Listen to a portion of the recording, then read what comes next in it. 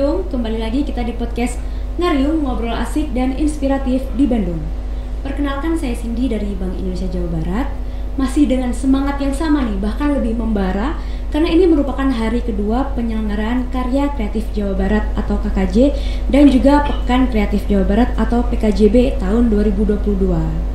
Nah, bagi Sobat Ngariung yang ketinggalan nih, yang belum tahu juga nih mungkin apa sih KKJ dan PKJB itu, bisa lihat podcast kita yang sebelum ini. Nah tapi saya akan kasih bocoran sedikit apa sih KKJ dan PKJB itu. Jadi KKJ dan PKJB adalah event tahunan yang merupakan sinergi antara Bank Indonesia Jawa Barat bersama dengan Pemprov Jawa Barat dan juga Dekranasda Jawa Barat untuk terus mendukung UMKM di Jawa Barat. Nah, berbicara tentang UMKM ini merupakan salah satu sektor penting ya, yang saat ini bahkan mungkin sudah lama menopang perekonomian nasional dan juga Jawa Barat. Nah, di triwulan 1 2022 kemarin, seperti yang kita tahu, pertumbuhan ekonomi Indonesia tumbuh di atas 5%, bahkan mencapai 5,61% berdasarkan hasil rilis BPS. Nah, kami rasa kita semua menyadari bahwa kebangkitan ekonomi nasional dan juga Jawa Barat ini tidak terlepas dari peran UMKM.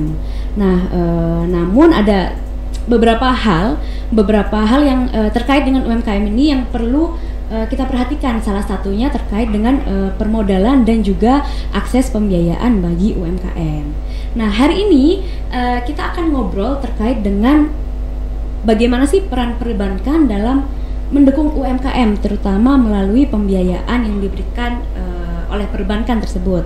Nah, di tengah-tengah kita telah hadir narasumber yang akan menjadi pembicara pada podcast kita kali ini, yaitu Bapak Dodi Sandranugraha selaku Grup Head Pesat Divisi UMKM dari Bank BJB. Selamat pagi Bapak. Selamat pagi, Assalamualaikum Teh Cindy. Waalaikumsalam. Sehat Pak? Alhamdulillah. Sehat semuanya ya. Alhamdulillah Pak. Semoga terus semangat ya Pak sampai hari terakhir KKJ dan PKJB. Ya. Siap. Karena KKJ dan PKJB ini diselenggarakan selama 3 hari, Sobat Ngariung. Nah, sebelum kita ngobrol-ngobrol lebih lanjut nih Pak, saya akan menginformasikan bahwa sebelum dilakukan podcast ini kita sudah melakukan tes antigen ya Pak dengan hasil negatif. Amin. Alhamdulillah. Dan selama pelaksanaan podcast ini kita akan terus menerapkan protokol kesehatan sehingga insya Allah aman, dan kami izin untuk membuka masker ya Pak. Seperti itu. Nah, kita tahu nih Pak bahwa Bank BJB ini merupakan salah satu BPD kebanggaan kita nih Pak, kebanggaan Jawa Barat, dan juga sangat support terhadap pengembangan UMKM.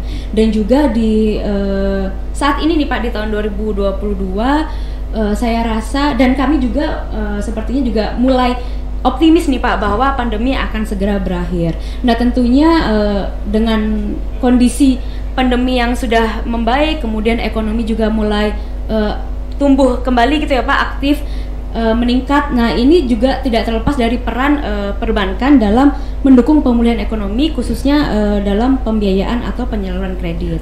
Nah, boleh dijelaskan sedikit Pak, atau banyak juga nggak apa-apa nih Pak, apa saja yang sudah dilakukan BJB dalam rangka pemulihan ekonomi, khususnya dalam pembiayaan atau penyaluran kredit, seperti itu Pak. Baik, terima kasih Teh Cindy.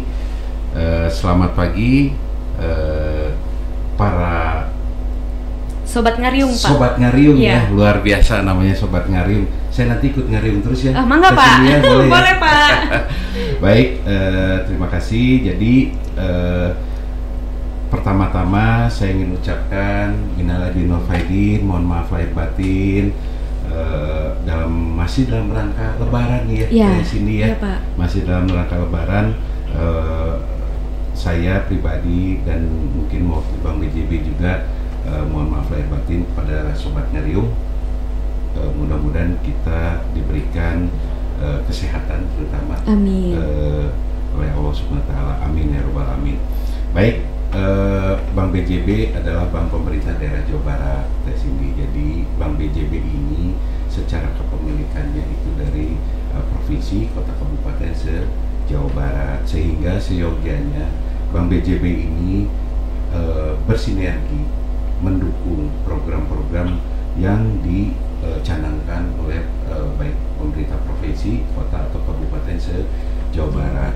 Tetapi di luar itu pun Bank BJB tentu saja berkolaborasi, bersinergi juga dengan stakeholder yang ada di Jawa Barat, termasuk Bank Indonesia ini, sehingga dalam rangka Karya Kreatif Jawa Barat tahun 2022, Bank BJB turut aktif, turut serta, turut mendukung dalam program KKJ ini.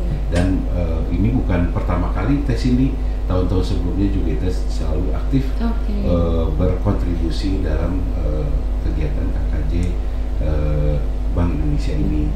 Nah, seperti saya katakan bahwa Bank BJB ini adalah bank pemerintah provinsi daerah Jawa Barat, tetapi secara skala kita Bank BJB sudah nasional di Pulau Sumatera, di Pulau Jawa pastinya, di Kalimantan, di Sulawesi, Bank BJB sudah hadir, sehingga Bank BJB rasa BPD tetapi skalanya sudah nasional, alhamdulillah. Dan saat ini Bank BJB sudah mempunyai aset sebesar 114 triliun dan posisi Bank BJB adalah 14 besar nasional. Terima kasih masyarakat Jawa Barat sudah bisa mendukung Bank BJB sehingga bisa besar seperti ini. Nah, kaitannya dengan program-program yang mendukung terutama dalam pemulihan ekonomi ini, Teh Cindy, sebetulnya Bank BJB sudah melakukan dari mulai awal pandemi beberapa program yang sudah kita jalankan, termasuk kita berkolaborasi dengan stakeholder yang ada di Jawa Barat, termasuk juga program-program seperti OPOP, One Product One Pesantren. Lalu kita juga ada program dengan TPKAD untuk percepatan akselerasi keuangan daerah. Lalu kita juga sudah menyelenggarakan namanya PEN untuk restrukturasi kredit, jadi bagi debitur atau UMKM yang kesulitan dalam pandemik ini, kita bisa memberikan pelonggaran supaya kreditnya bisa lancar dan usahanya bisa terselamatkan. Lalu kita juga dengan KPED kemarin, Komisi Pemulihan Ekonomi Daerah, kita juga berdiskusi, kita juga memberikan kontribusi terutama dalam hal ketahanan pangan, sehingga Bank BJB ini untuk pemulihan ekonomi Jawa Barat ini insya Allah kita akan terus support, kita akan terus berusaha agar para pelaku UMKM terutama di Jawa Barat ini bisa melalui pandemik ini. Bahkan mungkin ada beberapa binaan kita, debitur kita zaman pandemik ini malah dia usahanya bisa semakin berkembang. Nah, kita pun tetap support walaupun kita pembiayaan tetap dengan mekanisme yang prudent. Barangkali seperti itu. Nah, tadi kan sudah dijelaskan oleh Bapak bahwa memang peran atau kontribusi BJB ini sudah sangat besar ya Pak, khususnya terkait dengan pemulihan ekonomi daerah pasca pandemi begitu ya Pak. Tapi kalau boleh tahu Pak, untuk pembiayaan kepada UMKM nih Pak, porsinya itu seberapa besar sih Pak kalau boleh tahu? Apakah penyaluran kredit kepada UMKM ini termasuk dominan atau ya hanya sekedar memenuhi persyaratan begitu Pak? Nah, kalau di BJB sendiri seperti apa Pak? Baik, jadi untuk pembiayaan UMKM sendiri tadi apakah ini sesuai persyaratan atau memang memang dominan atau memang hanya untuk memenuhi persyaratan gitu Pak? Betul, jadi sebetulnya untuk BJB itu dua-duanya. Dominan kita juga memang fokus untuk untuk memajukan UMKM, lalu persyaratan pun kita memang ada persyaratan yang disyaratkan oleh BI dan OJK untuk pembiayaan kepada UMKM ini. Nah, mengenai angkanya atau komposisinya sebetulnya kita mengacu kepada PBI nomor 24/3 PBI tahun 2022, di mana untuk komposisi atau persentase pembiayaan pada UMKM itu minimal 30%. 30% Oke. dari portofolio kredit yang disalurkan oleh perbankan. Nah, berdasarkan acuan tersebut dan kita mengacu kepada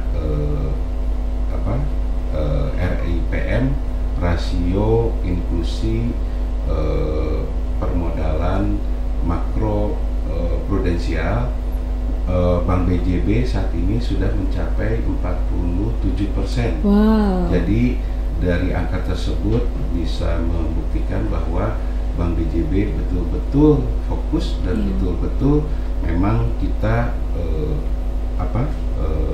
memperhatikan terutama kepada para pelaku UMKM. Begitu Teh Cindy. Berarti sudah cukup tinggi ya Pak sebenarnya penyaluran kredit terhadap UMKM gitu ya Pak. Betul, jadi memang seharusnya penyaluran kredit itu tidak hanya fokus pada industri besar, tapi juga pada pelaku industri kecil dan juga UMKM seperti itu ya Pak. Keren banget Bank BJB ini. Nah mungkin mungkin ini Pak merespon kondisi saat ini di mana aktivitas masyarakat sudah mulai meningkat ya Pak. Orang-orang sudah mulai banyak yang bepergian, kemudian belanja juga saya kira sudah banyak jalan-jalan juga. Terus ya, iya Pak, betul, apalagi di Bandung. Jadi konsumsi rumah tangga masyarakat ini sepertinya sudah sangat tinggi ya Pak sekarang. Nah, apakah kondisi ini juga tercermin pada peningkatan kredit di Bank BJB gitu Pak? Apakah memang sudah tercatat bahwa kredit ini sudah meningkat di bulan Maret, April atau Mei ini gitu Pak? Seperti apa Pak? Oke, baik.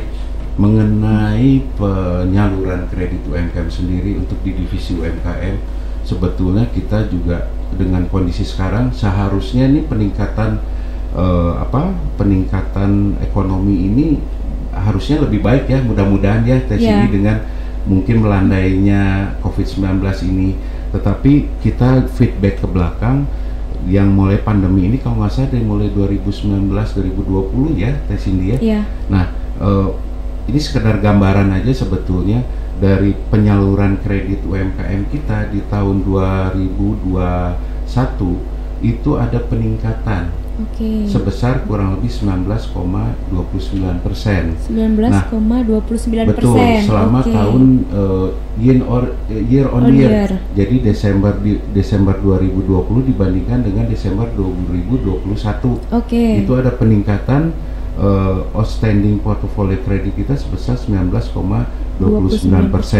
Sementara dari tahun 2020 sampai 2021 itu kan sebetulnya zamannya pandemik yang cukup lumayan ya dampaknya. Masih ada varian Delta seperti itu ya Pak. PPKM masih ada PPKM juga. Tetapi alhamdulillah untuk sektor UMKM ini dan kita pun dari Bank BJB tetap menyalurkannya secara prudensial. Jadi walaupun kita ada kenaikan secara portofolio kredit UMKM, tetapi secara yang bermasalahnya itu kita masih dalam yang rendah. Dalam batas yang ditentukan seperti itu ya Pak. Bahkan di bawah yang bahkan di bawahnya. Nah, sehingga bisa diambil kesimpulan sebetulnya tahun 2020-2021 dengan kondisi PPKM yang ketat, lalu zaman pandemik juga sedang hangat-hangatnya, itu kita bisa melakukan kenaikan portofolio kredit sehingga di 2022 ini diharapkan mungkin akan lebih baik seiring dengan membaiknya kondisi pandemi perekonomian tahun 2022. Begitu. Berarti kalau BJB ini sebenarnya penyaluran kreditnya khususnya UMKM ini sudah terlihat meningkat sejak tahun 2021 begitu ya Pak. Betul. Dan diharapkan akan semakin tinggi lagi di tahun 2022 ini. Nah, kalau untuk kredit UMKM sendiri nih Pak, apakah ada pembagiannya Pak? Misalkan kredit modal kerja atau kredit investasi, kemudian untuk proporsinya ya kurang lebih besar mana nih Pak antara penyaluran kredit modal kerja dan juga kredit investasi untuk UMKM? Sebetulnya kalau untuk penyaluran kredit UMKM di Bank BJB itu lebih ke arah kredit produktif. Jadi memang tapi kredit produktif itu jelas pasti untuk usaha ya, Cindy ya. Nah, untuk usaha ini kita bagi ada kredit investasi, ada kredit modal kerja. Okay. Dua-duanya kita salurkan. Okay. Yang penting penyaluran kredit UMKM ini adalah untuk sektor produktif. Dan untuk skalanya sendiri, untuk khusus divisi kredit UMKM di Bank BJB kita menyalurkan dari mulai 500.000 melalui kredit mesra yang dicanangkan Pak Gubernur sampai dengan 2 miliar per debitur. Jadi untuk penyaluran kredit UMKM ini kita salurkan khusus untuk kredit produktif, dan untuk modal kerja dan investasi pun kita salurkan juga. Gitu. Apalagi kemarin Lebaran nih Pak, orang banyak yang mudik, terus belanja meningkat, sepertinya UMKM ini banyak ini ya Pak, butuh modal kerja juga untuk sebagai modal mereka berproduksi seperti itu ya Pak.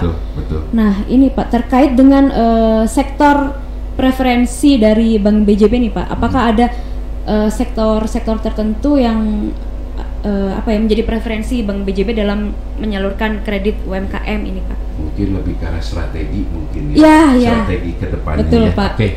Teh Cindy, beberapa program untuk strategi ke depannya sudah kita jalankan. Tetapi kita sekarang fokus ke program digitalisasi. Di mana yang sudah terjadi kemarin dengan adanya pandemi, dengan kondisi seperti itu, digital ini ternyata sangat luar biasa untuk mendukung para pelaku UMKM ini tetap survive atau bahkan dia bisa lebih besar lagi. Nah, berdasarkan hal tersebut maka mungkin ke depannya strategi kita tetap mengadop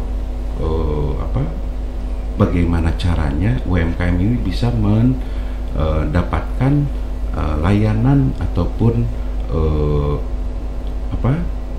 produk dari Bank BJB ini tidak harus datang, tidak harus offline, tapi bagaimana caranya bahwa para pelaku UMKM ini mendapatkan layanan Bank BJB bisa secara online.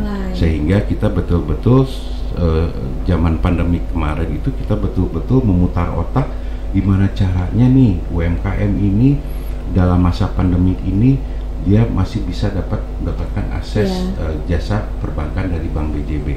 Sehingga seiring dengan berjalannya waktu, kita kemarin sudah membuat untuk program kedepannya, kita sudah membuat digitalisasi terutama untuk UMKM.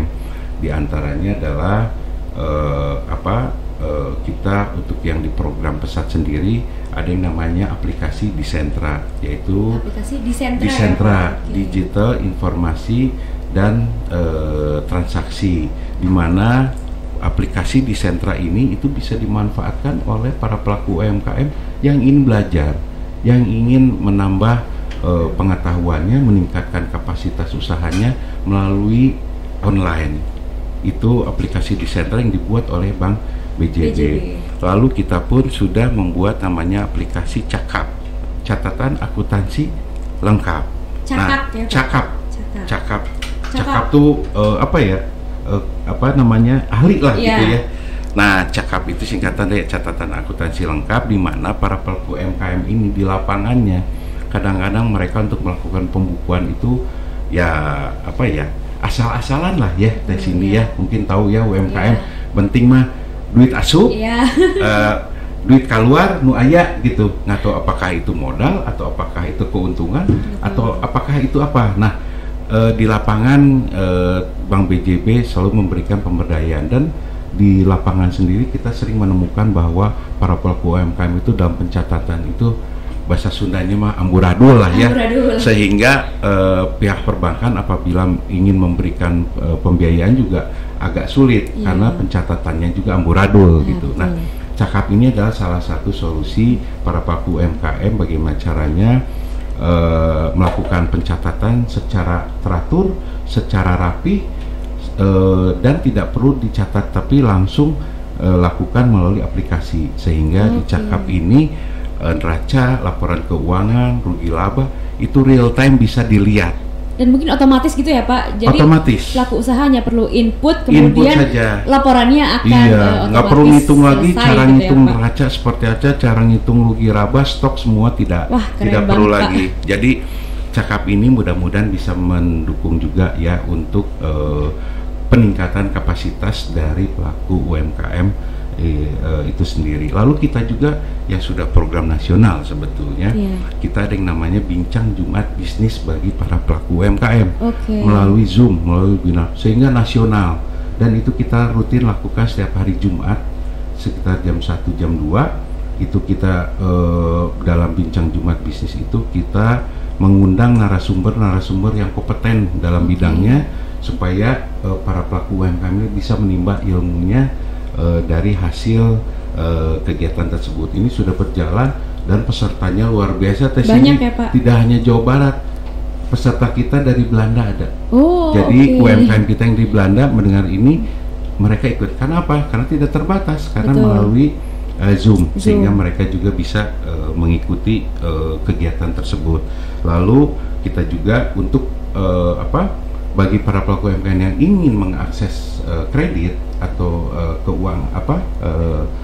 pembiayaan, itu kita sudah buat yang namanya BJB Laku aplikasinya.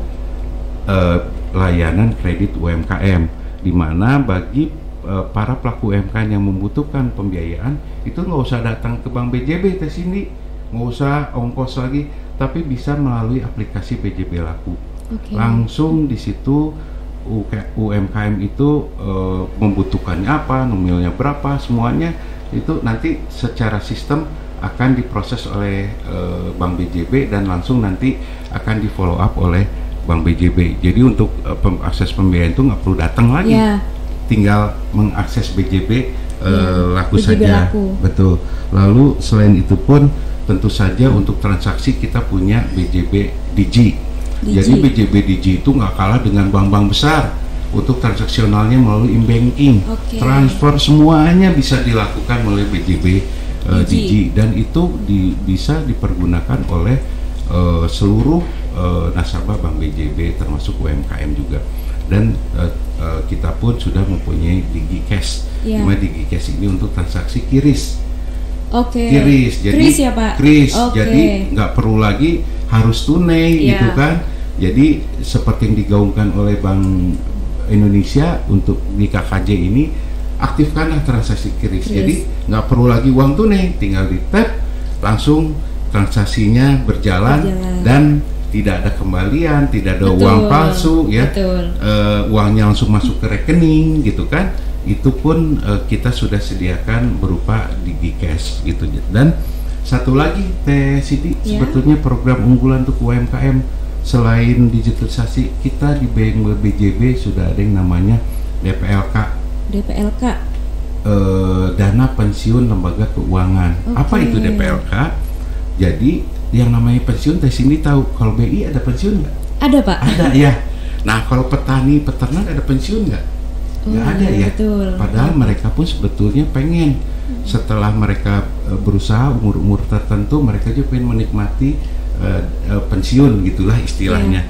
Nah dalam rangka inklusi keuangan pun BJB sudah ada DPLK, yaitu fasilitas pensiun bagi para petani, pokoknya UMKM yang memang tidak mendapatkan pensiun dari dari instansi gitu ya. Nah DPLK pun ini salah satu solusi untuk kedepannya program-program kita, bagaimana caranya para UMKM ini bisa lebih sejahtera terutama dan bisa planning usahanya, dan setelah usahanya itu nanti melalui DPLK.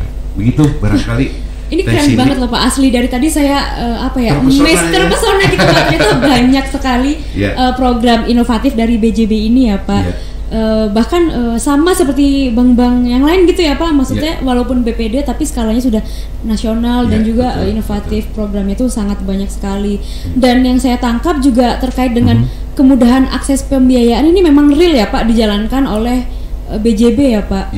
Jadi memang dimanapun nasabah itu berada, pelaku UMKM walaupun terkendala COVID kemarin pandemi tetap bisa mengakses pembiayaan dari BJB seperti baik itu ya Pak. Pembiayaan, pemberdayaan atau apapun bisa pemberdayaan juga melalui aplikasi. Wah keren banget ini Sobat Ngariung nih. Bagi yang belum tahu Bank BJB inilah kehebatan BPD. Silakan ngedownload ya. Itu untuk umum kok semuanya. Oh bisa ya Pak. Oke. Betapa kerennya nih BPD kita. Nah mungkin selanjutnya nih Pak, apabila dilakukan perbandingan gitu ya Pak, dari debitur UMKM yang saat ini ada di BJB, lebih banyak yang mana nih Pak, antara debitur individual atau kelompok nih Pak? Community ya Pak? Atau community? Sebetulnya untuk debitur UMKM di Bank BJB sendiri memang kita bagi sebenarnya bukan community, antara perorangan atau badan usaha. Ya, di mana untuk kredit UMKM ini tidak hanya untuk perorangan, tapi untuk badan usaha pun boleh, sekve, PT, itu bahkan BUMDes pun sudah bisa. Badan usaha milik desa itu sudah bisa mengakses kredit UMKM Bank BJB. Nah, dari segi persentase atau pembagian, jelas mungkin perorangan lebih dominan Teh Cindy ya, jadi mungkin sekitar 90% rata-rata memang perorangan. Tetapi memang mekanismenya melalui program kemitraan itu sifatnya berkelompok, tapi pemberian kreditnya kepada perorangan bukan ke kelompoknya. Gitu. Jadi kita hitung bahwa kalau untuk kredit perorangan walaupun dia tergabung dalam satu kelompok, tapi kreditnya kita tetap salurkannya melalui perorangan. Begitu pula yang BJB Mesra yang memang dicanangkan Pak Gubernur, dan BJB Mesra ini dulunya untuk masyarakat Jawa Barat, tapi sekarang Pak Gubernur dengan dianggap berhasil juga Jawa Barat, di luar Jawa Barat pun sudah dilakukan. Kemarin sudah seremonial di Bali. Jadi kredit mesra. Nah, kredit mesra ini kan sifatnya kelompok, tapi penyalurannya tidak melalui kelompok tetapi perorangan. Sehingga secara portofolio kredit ini sebetulnya yang ke perorangan itu lebih besar dibanding yang ke badan usaha. Jadi memang karena lebih ke Pak, pencatatannya ini memang ke perorangan seperti itu ya Pak. Jadi memang otomatis akan lebih besar ke perorangan. Oke nih Pak, untuk pertanyaan selanjutnya nih Pak, terkait dengan pembiayaan UMKM berbasis komunitas atau community based. Nah ini kan juga semakin banyak diadopsi oleh perbankan, salah satunya juga BJB ya Pak. Nah apa sih Pak yang sebenarnya yang dimaksud dengan skema pembiayaan berbasis komunitas ini, dan praktiknya seperti apa di Bank BJB seperti itu Pak? Oke, Teh Cindy. Nah ini yang menarik nih Teh Cindy nih. Ini untuk pembiayaan kepada komunitas ini menjadi sekarang sih jadi topik di mana-mana, termasuk yang program petani milenial juga itu sebetulnya kita mempergunakan yang namanya program kemitraan, di mana program kemitraan ini sudah kita jalankan sebetulnya dari tahun 2019 di BJB sendiri, sudah lama, sehingga untuk program kemitraan ini mendapatkan alhamdulillah lah Teh Cindy dari Kemenko kita sudah dapat penghargaan, mungkin karena program kemitraan ini dianggap sebagai salah satu solusi bagaimana menciptakan suatu ketersediaan komoditas dan ekosistem yang baik gitu, di mana untuk program kemitraan ini adalah salah satu solusi pembiayaan yang yang penyaluran kredit UMKM kepada mitra binaan dari off-taker kita. Nah, kita mengadakan kerjasama dengan off-taker, tetapi pembiayaannya kepada mitra binaannya. Nah, off-taker ini sebetulnya dia yang mempunyai pangsa pasar, tetapi dia butuh supply supaya menjaga kontinuitas penyediaan dia kepada pasar. Nah, komoditas ini dilakukan ketersediaannya oleh para petani atau peternak, sehingga off-taker ini mendapatkan suplai komoditas sehingga dia dapat memenuhi permintaan pasar di luar, sehingga kedepannya atau mekanismenya untuk off-taker ini dia khusus untuk mengatur pemasaran, tetapi petani atau UMKM atau peternak lain khusus untuk produksi. Jadi petani dan peternak ini atau UMKM ini nggak perlu lagi mikir modal dari mana, karena modalnya sudah dari BJB yang dilakukan melalui off-taker. Dan karena off-taker ini yang membuat komunitas atau ekosistem keuangan dan pemasarannya di off-taker, maka off-taker ini menjadi avalis.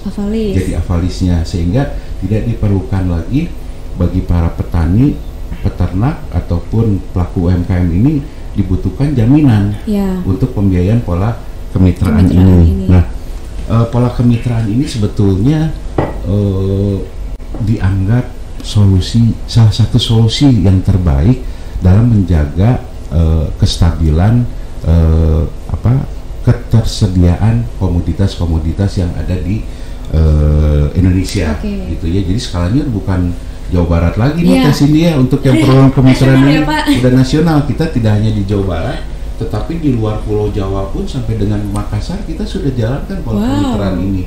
Nah, di Makassar ini kita pola kemitraan dengan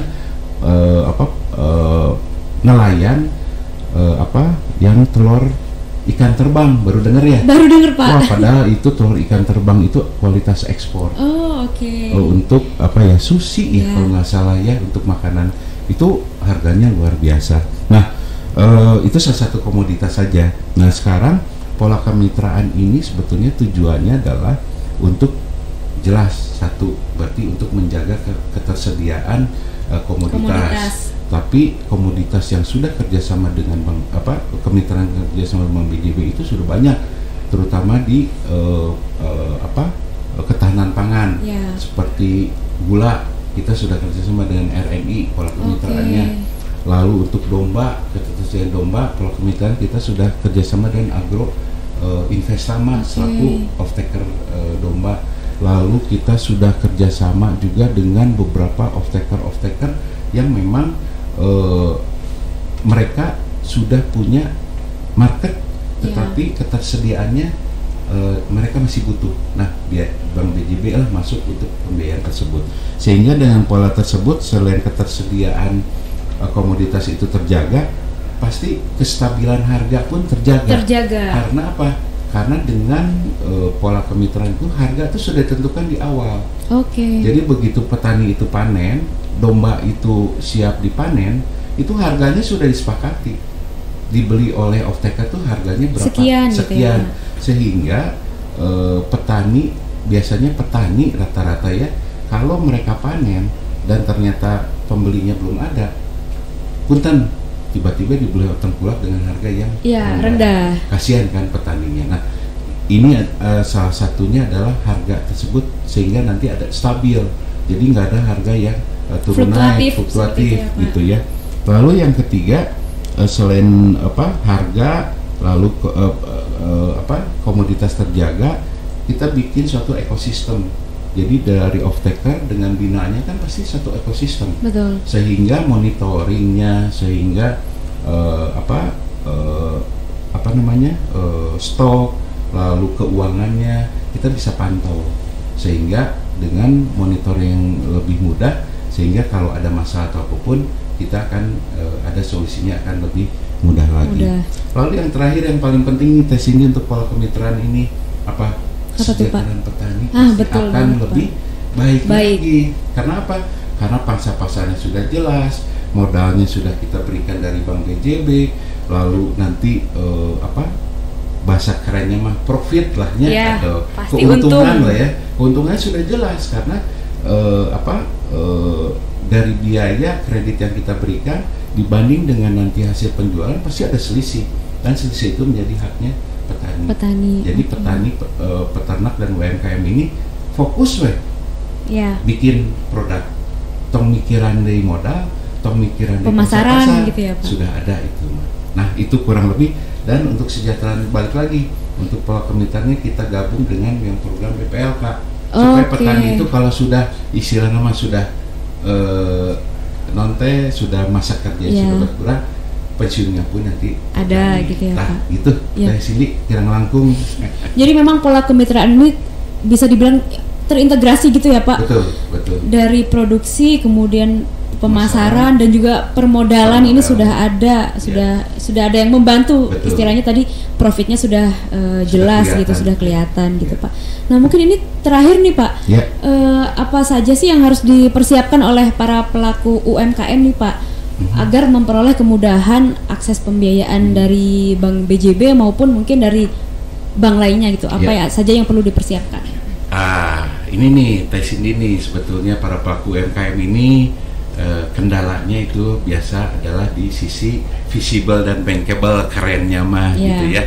Nah kadang-kadang kan perbankan mempunyai standar tertentu yang memang aturannya sudah dibuat di awal. Nah kadang-kadang para pelaku UMKM ini di lapangannya banyak kendala yang memang mereka tidak tahu, tidak hafal, tetapi mereka tetap lakukan. Nah untuk mendukung seperti itu sebenarnya persyaratan di perbankan hampir sama lah rata-rata. Nah, untuk supaya para pelaku UMKM ini kedepannya bisa mengakses perbankan, apalagi nanti di Bank BJB, mungkin kita ada program pesat, kita ada program di sentra, kita ada program lainnya yang mungkin itu untuk membantu para pelaku UMKM itu mendapatkan edukasi dan pemberdayaan sehingga ada cakakan, sehingga pada saat dia mengajukan perbankan itu sudah visible dan bankable, sehingga punten ini pemirsanya Sobat Ngariung.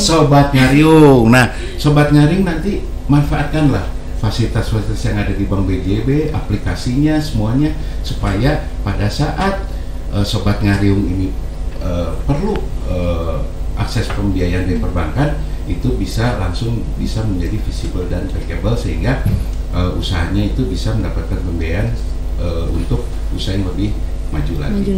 Begitu barangkali Teh Cindy. Wah, ini banyak sekali ya Pak informasi yang sudah disampaikan oleh Bapak tentang apa saja sih program BJB yang diberikan dalam rangka mendukung pemberdayaan atau pengembangan UMKM tidak hanya di Jawa Barat tapi skalanya juga sudah nasional nih Pak.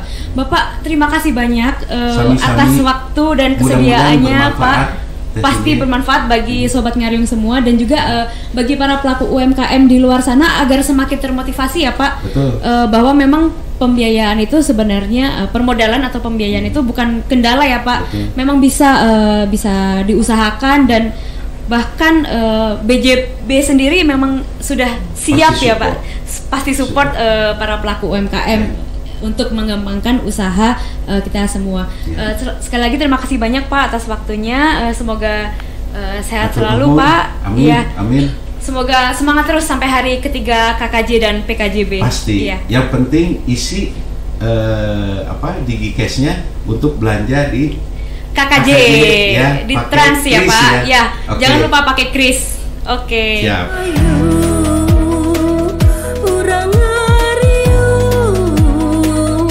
Ngobrol asik dan inspiratif di kota Bandung. Ya Sobat Ngariung, ini ada pantun nih dari Bapak Dodi nih. Sebelum kita tutup podcast kita kali ini, silakan Pak. Ya, izin. Mungkin Sobat Ngariung nanti dijawab cakep atau kasetnya? Mangga Pak. Ya oke. Begini pantunnya Teh Cindy. Buah semangka, buah kiwi. Cakep. Nganter saudara ke Jayapura. Cakep. Mari sukseskan KKJBI untuk UMKM juara. Ya, semangat semuanya Nun. Terima kasih Pak. Sami-sami. Di BI Jabar.